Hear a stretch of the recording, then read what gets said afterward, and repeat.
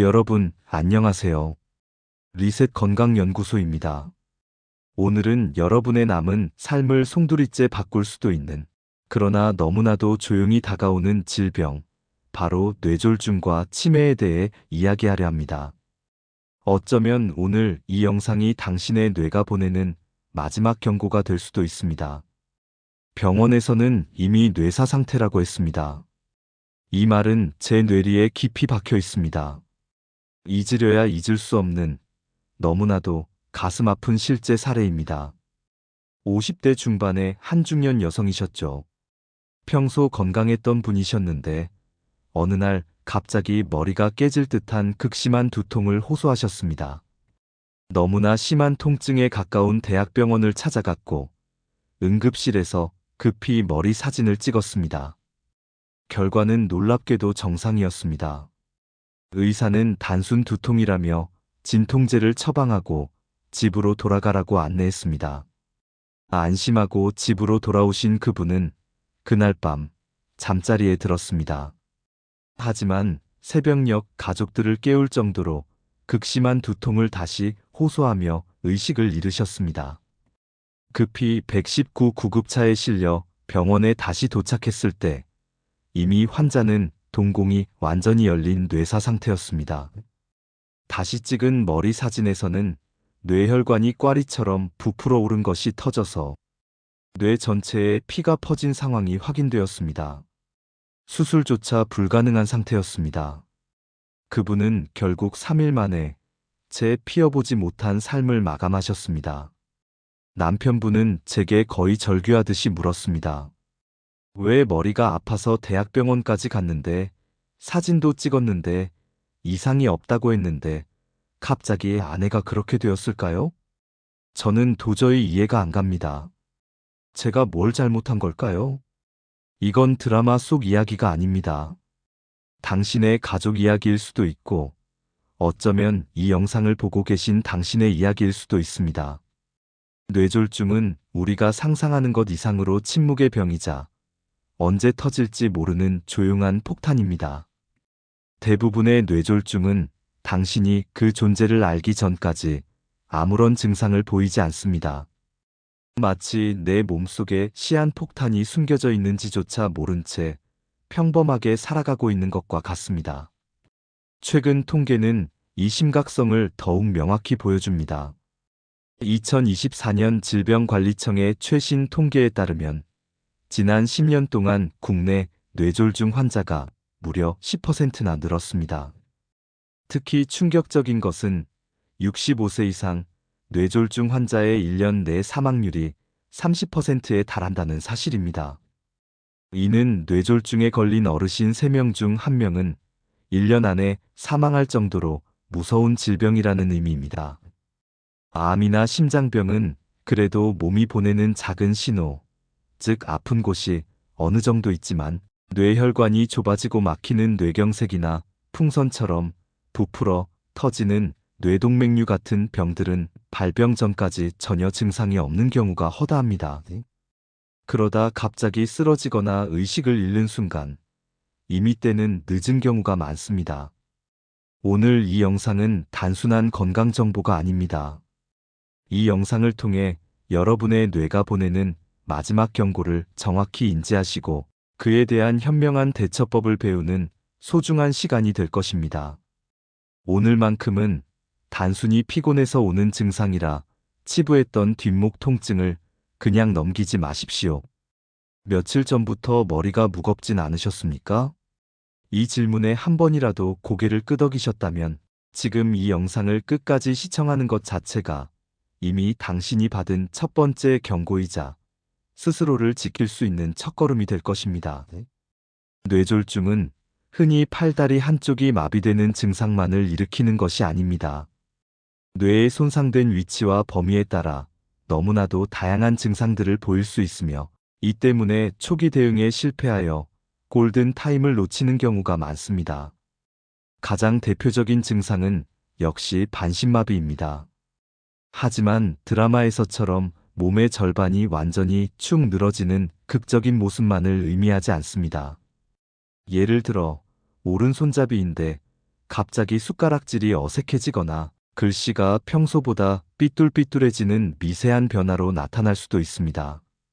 팔다리에 힘이 빠져 아예 들지 못하는 경우도 있지만 단순히 힘이 살짝 떨어지는 느낌 혹은 물건을 들었을 때 자신도 모르게 툭 놓치거나 걷는 것이 평소보다 불안정해지는 정도의 경미한 증상으로도 나타날 수 있습니다. 뇌의 신경은 우리 몸의 반대쪽을 관장하기 때문에 오른쪽 뇌에 문제가 생기면 왼쪽 반신마비가, 왼쪽 뇌에 문제가 생기면 오른쪽 반신마비가 오는 특징이 있습니다. 가족 중에 뇌경색이 의심된다면 환자에게 눈을 감고 양팔을 앞으로 나란히 들게 한 뒤 5초 정도 유지해 보라고 해보세요. 만약 한쪽 팔이 자신도 모르게 서서히 떨어진다면 그것은 힘이 빠지고 있다는 명확한 신호입니다. 이런 증상은 즉시 응급실로 가야 하는 최우선적인 신호입니다. 또한 말을 못하게 되는 증상도 뇌졸중의 매우 흔한 증상 중 하나입니다. 뇌졸중으로 인해 한쪽 혀나 입 안쪽의 움직임이 떨어지면서 말이 잘 안 나오거나 발음이 뭉개지는 현상이 나타납니다. 혀가 꼬인다, 말이 어눌하다는 표현을 쓰기도 하죠. 환자에게 주소를 말해보라고 했을 때 하해 근처가처럼 발음이 부정확해지거나 대화 도중 단어를 찾아 헤매는 경우가 잦아진다면 의심해봐야 합니다. 입술 근육의 움직임이 어려워져 물을 마시려 할 때 자꾸 물이 옆으로 흐르거나 침을 흘리는 등의 증상도 반신마비와 연관된 뇌졸중의 신호일 수 있습니다. 뇌의 손상된 위치에 따라 예상치 못한 다양한 증상들도 나타납니다. 벼락 두통 말 그대로 머리 한가운데를 망치로 얻어맞은 듯한 평생 살면서 단 한 번도 느껴보지 못한 극심하고 새로운 형태의 두통을 의미합니다. 그날 무엇을 하다가 언제 발생했는지 정확히 특정할 수 있을 정도로 충격적인 두통이라면 즉시 병원을 찾아 정밀 검사를 받아야 합니다. 새벽이나 밤에 심해지는 두통 뇌에 혹이 자라거나 피가 나서 뇌가 붓는 경우 밤에 피가 머리 쪽으로 쏠리면서 두통이 더욱 심해질 수 있습니다. 잠자다가 머리가 너무 아파서 깼다는 것은 뭔가 심각한 문제가 생겼을 가능성이 많다는 것을 의미합니다. 특히 50세 이상에서 과거와 다른 새로운 형태의 두통이라면 절대 가볍게 넘겨서는 안 됩니다. 시야 장애 뇌 뒤쪽에 위치한 시각 담당 부위에 문제가 생기면 시야가 흐려지거나 일부가 안 보이거나 사물이 두 개로 보이는 등의 시야 장애가 발생할 수 있습니다. 어지럼증과 구토 흔히 체했다고 생각하기 쉽지만 특히 손의 경색이 발생하면 심한 어지럼증과 함께 계속적인 구토 증상이 나타나는 경우가 많습니다. 빙빙 도는 듯한 극심한 어지럼증과 구토가 동반된다면 뇌졸중 신호일 수 있으니 무시해선 안 됩니다. 자발성 뇌압 저하증으로 인한 두통 뇌척 수액이 외부로 새어나가 뇌가 아래로 가라앉으면서 신경을 압박해 두통을 유발하는 병입니다. 이 두통은 서 있거나 앉아 있으면 극심하고 토할 것 같지만 신기하게도 누워 있으면 씻은 듯이 사라지는 특징이 있습니다. 이런 증상이 있다면 즉시 병원을 찾아야 합니다. 성격 변화 및 기억력 저하 드물지만 뇌 앞쪽 부위 전두엽 혈관에 문제가 생기면 평소와 다른 공격적인 성격 변화나 판단력 저하가 나타나기도 합니다. 뇌졸중은 증상이 나타나는 시점에 즉각적인 의료 개입이 매우 중요합니다. 요즘은 혈관 시술이 발달하여 골든 타임이 과거보다 길어졌지만 여전히 빠른 대처가 환자의 예후를 결정합니다. 잠자다가 발생하거나 혼자 있다가 신고가 늦어지거나 보호자의 인식 부족으로 주말을 넘겨 병원에 오게 되는 경우 등 다양한 이유로 골든 타임을 놓치는 안타까운 사례가 여전히 많습니다. 뇌혈관 질환을 예방하고 건강한 뇌를 유지하는 데 있어 가장 중요한 것은 값비싼 영양제나 특정 약을 맹신하는 것이 아닙니다. 오히려 무엇을 조절하고 피해야 하는지에 대한 명확한 인식이 훨씬 더 중요합니다. 우리 몸은 스스로 치유하고 관리하는 능력이 뛰어나기 때문이죠. 가장 중요하게 관리해야 할 요소는 바로 고혈압입니다. 제가 진료실에서 만나는 대부분의 뇌졸중 환자들, 즉 뇌혈관 질환 환자들의 무려 70%가 고혈압을 가지고 있습니다. 이는 고혈압이 뇌졸중 발생의 가장 강력한 위험 요인임을 명확히 보여줍니다. 높은 혈압은 우리 혈관을 평생 동안 강하게 때리는 망치질과 같습니다. 계속되는 높은 압력은 혈관벽에 손상을 주고 결국 혈관을 약하게 만들거나 터뜨리게 되는 것이죠. 놀랍게도 수축기 혈압 높은 혈압을 단 10 정도만 낮춰도 뇌졸중의 위험성을 40% 정도 줄일 수 있다는 연구 결과들이 있습니다. 많은 분들이 혈압약을 한 번 먹으면 평생 먹어야 한다는 생각 때문에 복용을 꺼립니다.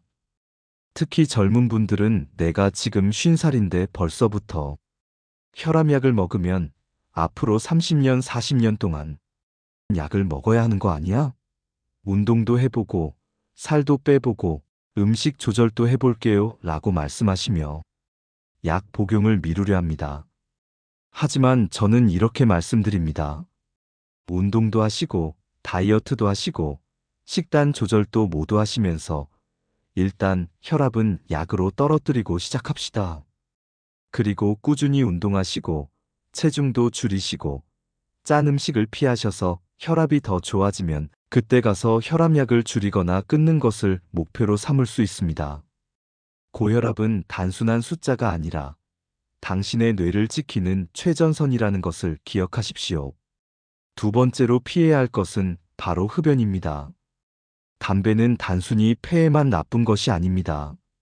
혈관을 수축시키고 혈관벽에 염증 반응을 일으키는 최악의 행동입니다.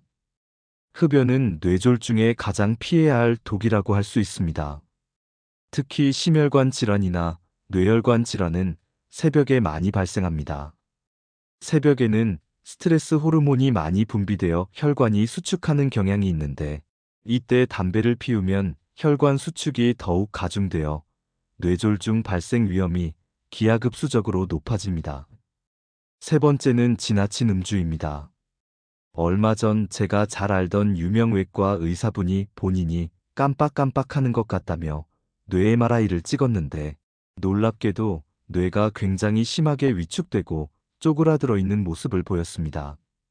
그분은 수십 년간 알코올에 노출되면서 비록지적인 일을 많이 하셨음에도 불구하고 뇌가 심각하게 손상된 상태였던 거죠. 지나친 알코올은 뇌 건강에 치명적인 독이며 치매를 유발하는 강력한 요소입니다.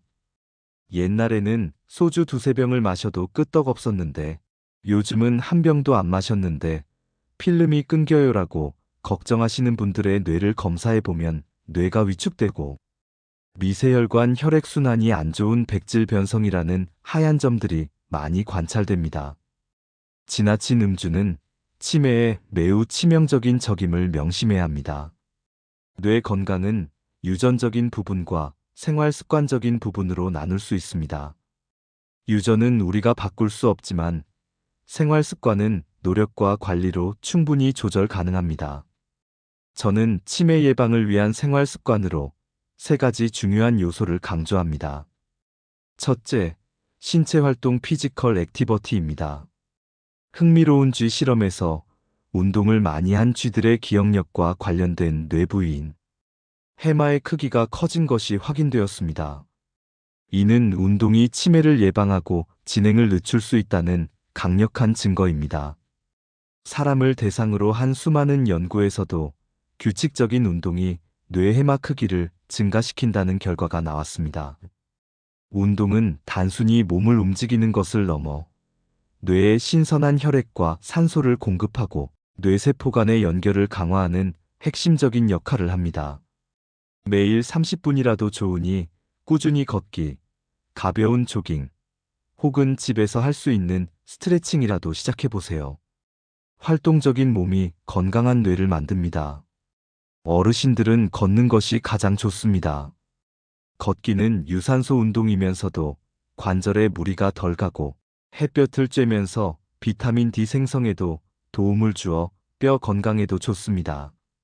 아파트 단지 안을 걷거나 가까운 공원 산책도 좋습니다. 중요한 것은 꾸준함입니다. 하루 30분씩이라도 매일 걷는 습관을 들여보세요. 둘째, 정신활동 멘털 액티버티입니다. 뇌도 일종의 근육과 같습니다. 정신활동을 많이 할수록 뇌도 더 단단해지고 뇌 기능이 좋아집니다. 새로운 외국어를 배우거나 난이도 있는 독서를 하거나 바둑, 체스, 퍼즐처럼 뇌를 많이 쓰는 취미 활동은 치매 예방에 큰 도움이 됩니다. 여기서 중요한 것은 새로움입니다.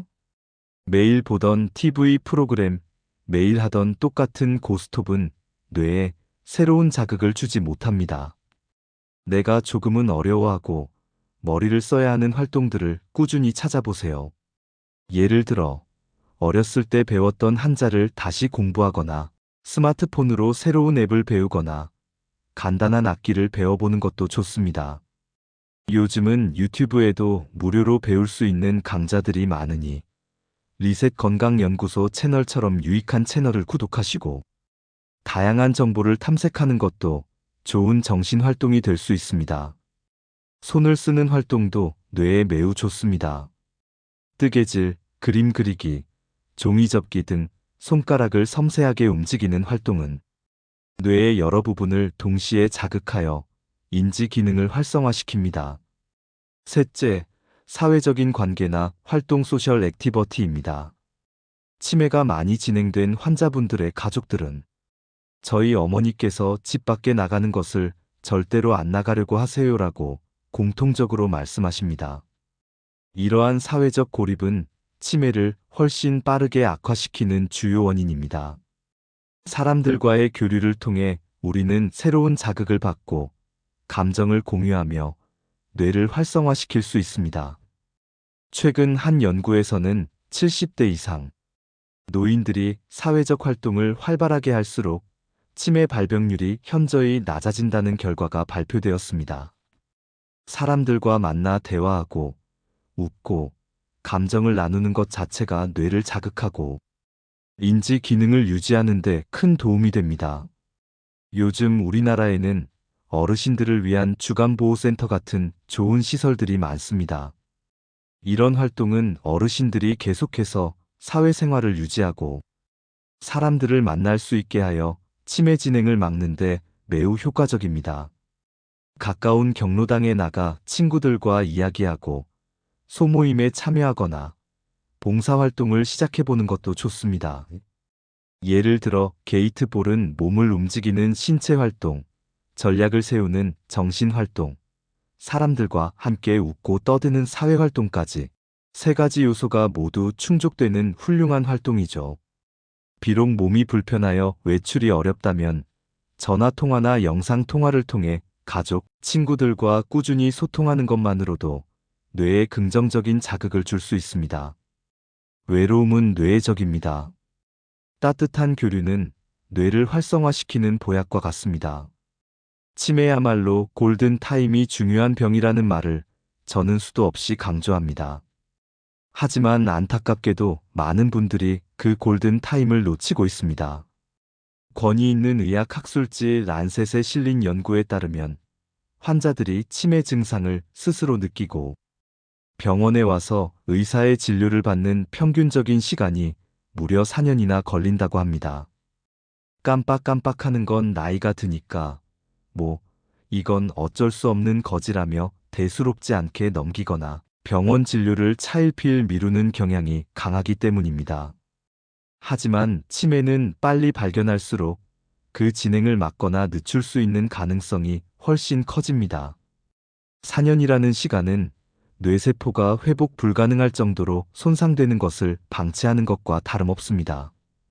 가장 흔한 치매 형태인 알츠하이머병은 지금까지 밝혀진 연구로 볼 때 뇌 속에 쌓이는 찌꺼기인 베타 아밀로이드라는 이상 단백질이 기억력을 떨어뜨리는 주범으로 지목되고 있습니다. 흥미로운 사실은 치매 증상이 발생하기 이미 10년 전부터 이 단백질이 뇌에 쌓이기 시작한다는 점입니다. 다만 처음에는 그 양이 적어 증상을 느끼지 못하는 것이죠. 그러다 뇌가 상당 부분 망가지고 난 이후에야 비로소 치매 증상이 나타나게 됩니다. 그렇기 때문에 뇌세포가 돌이킬 수 없을 정도로 망가지기 전에 가능한 한 빨리 치료에 개입해야 치매로의 진행을 막거나 늦출 수 있습니다. 따라서 예전과 달리 기억력이 떨어지거나 깜빡깜빡하는 증상을 느끼신다면 4년씩 기다리지 말고 주저하지 마시고 가까운 병원의 의사와 상담하시는 것이 현명합니다. 그렇다면 구체적으로 어떤 증상들이 치매의 초기 신호일까요? 제가 중요하게 말씀드리는 치매 초기 증상 7가지에 귀 기울여 주십시오. 1. 기억력 저하, 특히 최근 기억 가장 흔하고 중요한 증상입니다. 단순히 건망증과는 다릅니다. 어제 점심에 뭘 먹었지? 는 건망증일 수 있지만 어제 점심을 먹었다는 사실 자체를 기억하지 못하거나 며칠 전 자녀가 방문했던 것을 아예 기억하지 못하는 것은 치매의 신호일 수 있습니다. 학원비를 냈는데 또 내는 식의 반복적인 실수가 나타나기도 합니다. 2. 일상생활 능력 저하, 평소에 능숙하게 하던 일에서 갑자기 실수가 많아지고 어려움을 겪습니다. 즐겨 하던 요리법을 잊어버리거나 운전 중 평소 다니던 길을 헤매거나 은행 업무 처리나 장보기를 제대로 하지 못하는 경우가 대표적입니다. 예전 같으면 척척 해내던 일에 갑자기 버벅거린다면 의심해야 합니다. 3. 시간과 장소에 대한 혼란, 오늘이 며칠인지, 몇 월 달인지, 지금이 아침인지 저녁인지 헷갈립니다. 익숙한 동네에서도 길을 잃거나 방향 감각을 상실하기도 합니다. 여기가 어디지? 내가 왜 여기에 있지? 같은 질문을 반복적으로 한다면 심각하게 받아들여야 합니다. 4. 말하기 어려움, 대화 도중 자꾸 적절한 단어가 생각나지 않아 그거 있잖아, 그거 뭐더라 하면서 명사를 찾지 못해 대화의 흐름이 끊기거나 말의 내용이 단순해지고 어눌해집니다. 심해지면 상대방의 말을 이해하지 못하거나 동문서답하는 경우도 있습니다. 5. 물건을 이상한 곳에 두는 행동, 핸드폰이나 리모컨을 냉장고 안에 넣어두거나 지갑을 쓰레기통에 버리는 등 전혀 엉뚱한 곳에 물건을 두고는 자신이 왜 그랬는지 기억하지 못하거나 이해하지 못합니다. 더 나아가 자신의 소지품을 잃어버리고 남이 훔쳐갔다고 의심하는 망상 증세를 보이기도 합니다. 6. 판단력 저하, 사기, 특히 보이스피싱에 취약해지는 경향을 보입니다. 우리 부모님이 어떻게 저런 말에 속아 넘어갈 수 있을까 싶을 정도로 이해할 수 없는 판단 착오를 저지르는 경우가 많습니다. 돈 계산에 서툴러지거나 평소 같으면 하지 않을 무모한 결정을 내리기도 합니다. 7. 성격 변화, 과거에는 온순하고 너그러웠던 분이 갑자기 짜증을 자주 내거나 화를 폭발시키고 불안해하고 우울해하는 등 성격이 변합니다. 의욕 상실, 무관심, 사회적인 모임에 나가는 것을 꺼려하고 혼자 있으려고 하는 경향이 강해지는 것도 치매 초기 증상 중 하나입니다. 밤에 잠을 못 자고 돌아다니거나 환각, 망상 등의 증상이 나타나기도 합니다. 과연 몇 살부터 치매를 걱정해야 할까요? 요즘에는 영츠하이머라는 말도 생겼죠. 40대 후반이나 50대 초중반, 한창 직장에서 왕성하게 일하는 나이에 기억력이 깜빡깜빡하는 것을 호소하며 진료실을 찾아오시는 분들이 많습니다. 물론 우리 뇌는 30대 중반부터 나이가 들지만 이 나이대에 기억력이 떨어지고 사람, 이름이나 단어가 잘 생각나지 않는 증상을 느끼는 것은 자연스러운 노화 현상일 수 있습니다. 이런 증상들이 모두 치매의 전조 증상이라고 단정할 수는 없습니다. 오히려 많은 현대인들이 호소하는 것은 뇌 안개 브레인 포그 증상입니다. 마치 머리에 안개가 낀 것처럼 멍하고 집중력이 떨어지며 기억력도 자꾸 감소하는 증상을 말합니다. 물론 뇌안개 증상이 모두 치매의 전조 증상이라고는 할 수 없습니다. 이러한 증상들은 대부분 극심한 스트레스, 잠 부족, 과도한 디지털 기기 사용 등 복합적인 사회적 현상으로 나타나는 경우가 많으므로 너무 큰 공포를 가질 필요는 없습니다. 하지만 중요한 것은 한번 나빠진 기억력이 절대 좋아질 수 없다고 생각해서는 안 된다는 것입니다. 우리는 뇌가소성 이론이라는 것을 알고 있습니다. 옛날에는 뇌세포가 한번 죽거나 나이가 들면 회복할 수 없다고 여겼지만 최근 연구에 따르면 뇌를 많이 쓰고 건강한 생활 습관을 유지하면 뇌신경과 신경 사이를 연결해주는 연결다리들이 새로 생겨나면서 다시 기억력이 좋아질 수 있습니다. 그러니 뇌안개 증상이 있거나 기억력 저하를 느끼신다면 4년씩 기다리지 마시고 가까운 병원의 의사와 상담하여 정확한 원인을 파악하고 적절한 조치를 취하는 것을 추천합니다. 치매와 증상이 비슷하여 오인될 수 있는 다른 뇌 질환들이 존재한다는 사실을 아는 것은 매우 중요합니다. 이것이 바로 치매를 진단하기 위해서는 반드시 뇌사진 검사가 전제되어야 하는 이유입니다. 나이가 들면 어쩔 수 없이 생기는 치매라고 단정하고 방치했다가 사실은 치료하면 나을 수 있는 다른 병을 놓치는 안타까운 경우가 생각보다 많습니다. 첫 번째는 뇌에 물이 차는 병입니다. 얼마 전 제 진료실에 중년 여성분이 오셨습니다. 점점 말이 어눌해지고 기억력이 떨어지는 것이 마치 치매가 온 것 같다며 가족분들이 모시고 오셨죠. 제가 대화를 해보니 일반적인 치매와는 조금 다른 양상을 보이셨습니다. 그래서 사진 검사를 진행하고 MRI를 찍었더니 뇌에 물이 차는 수두증으로 진단되었습니다. 우리 뇌실에는 정상적으로 뇌척 수액이라는 물이 차 있는데 어떤 이유에서든 이 물이 제대로 흡수되지 않거나 너무 과하게 생성되면 이 물주머니가 커지면서 뇌를 압박하게 됩니다. 뇌가 압박당하면서 기억력이 떨어지고 걷기 힘들어지고 소변 조절 문제 등 마치 치매 환자와 같은 증상들이 나타나게 되는 것이죠.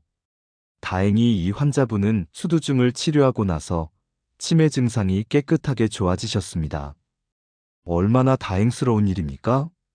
또 다른 사례로는 70대 여성분이 있었습니다.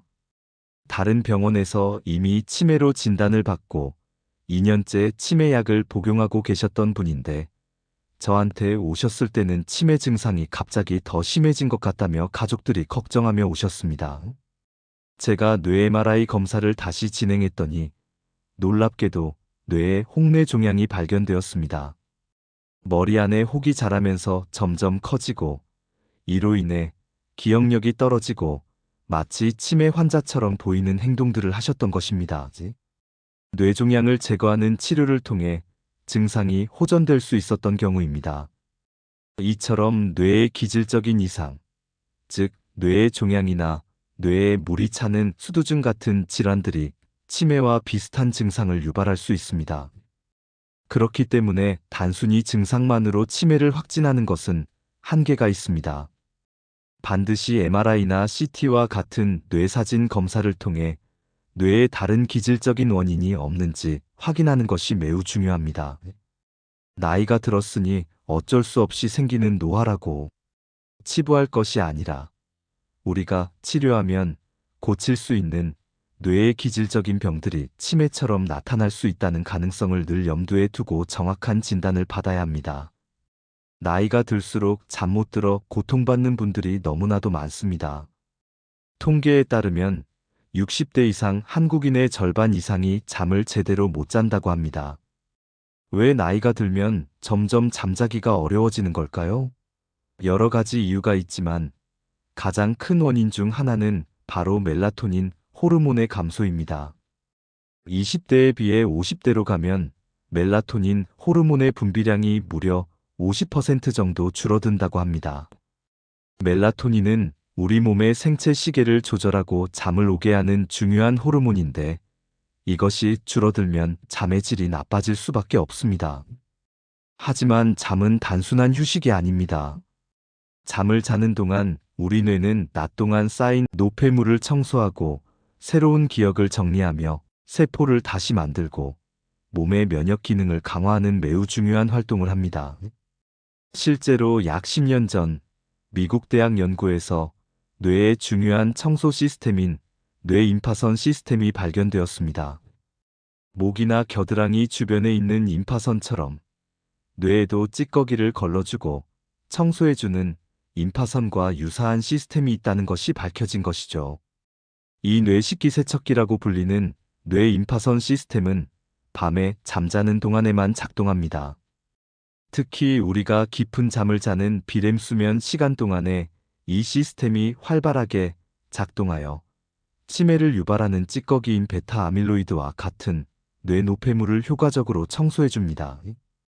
쉽게 말해 밤에 충분히 깊은 잠을 자야 낮 동안 쌓인 뇌 속의 노폐물이 깨끗하게 제거된다는 뜻입니다. 그런데 만약 잠을 충분히 자지 못하거나 얕은 잠을 자게 된다면 마치 어제 먹었던 음식 그릇들이 제대로 청소되지 않은 채로 다음날 다시 밥상에 올라와야 하는 상황이 생기는 것과 같습니다. 잠을 제대로 자지 못하면 뇌에는 자꾸만 노폐물이 쌓이게 되고 이것이 장기적으로 쌓이면 치매, 우울증과 같은 심각한 질환으로 이어질 수 있습니다. 그렇다면 과연 잠을 몇 시간 자는 것이 가장 좋을까요? 이에 대한 많은 연구들을 종합해 볼 때 7시간 수면이 기억력, 판단력, 기분, 인지, 기능 등 모든 면에서 가장 이상적인 수치를 보였다고 합니다. 6시간 이하로 잠을 자거나 오히려 9시간 이상 잠을 너무 많이 자는 것도 인지, 기능을 떨어뜨릴 수 있다는 결과도 있습니다. 9시간 이상 잠을 과도하게 자는 것은 우울감 증가, 인지 능력 저하, 심혈관 질환 및 당뇨 위험 증가, 만성 피로 유발 등 여러 면에서 뇌 건강에 좋지 않습니다. 건강하고 질 좋은 잠을 위해서는 어떤 요소들이 중요할까요? 1.